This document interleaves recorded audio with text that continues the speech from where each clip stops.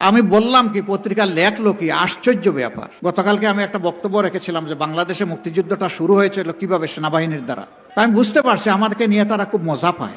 আমি বলি একটা, তারা ইচ্ছা করে লেখে আর একটা। প্রতিবাদ দেওয়া হয়েছে, এই ছোট্ট করে ছাপবে, ততক্ষণে চরিত্র হননের কাজটা শেষ হয়ে যাবে। আমরা অবাক, কেন? মিডিয়া তো জাতির দর্পণ।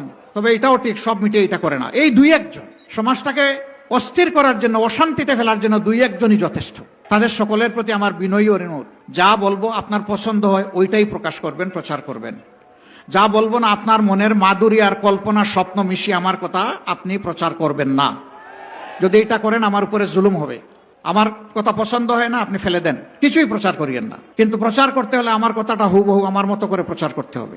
কেউ কেউ প্রথম দিকে না ভোটের পক্ষে ক্যাম্পেইন করেছেন, জনগণের উত্তাল তরঙ্গ দেখতে পেয়েছেন।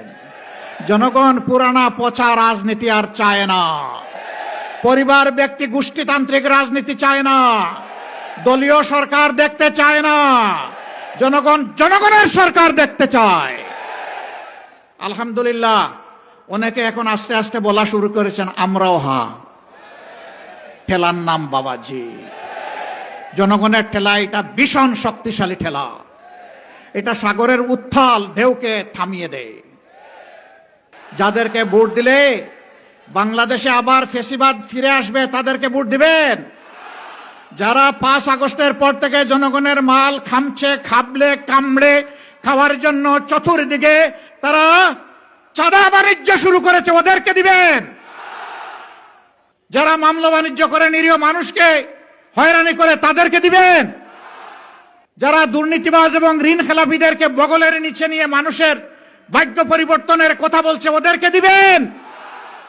এদেশে পরীক্ষিত, প্রমাণিত, পরিচিত যারা ন্যায়ের পক্ষে, সত্যের পক্ষে, হকের পক্ষে, মদিনার আদলে ইনসাফ কায়েমের পক্ষে যারা থাকবেন, এবার বাংলাদেশের জনগণ সিদ্ধান্ত নিয়েছে তারা তাদের পক্ষে থাকবে ইনশাআল্লাহ।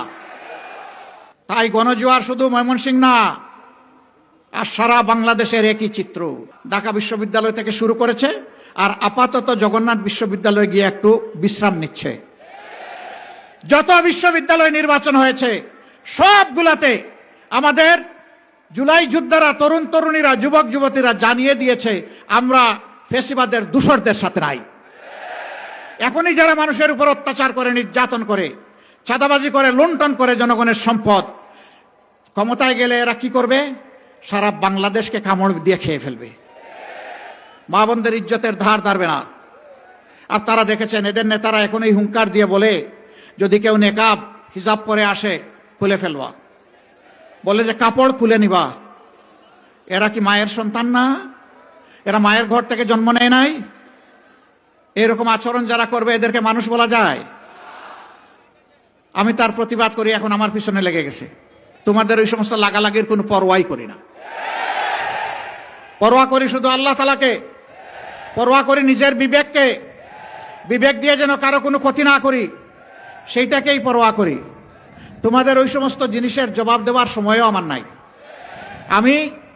আমরা জনগণকে নিয়ে কি স্বপ্ন দেখি, বাস্তবেই বা কি করেছি, সামনেই বা কি করব, এইটা বলারই সময় পাই নাই। তোমাদের ওই সমস্ত নোংরা জিনিসে পড়ে থাকার কোনো সময় আমাদের নাই।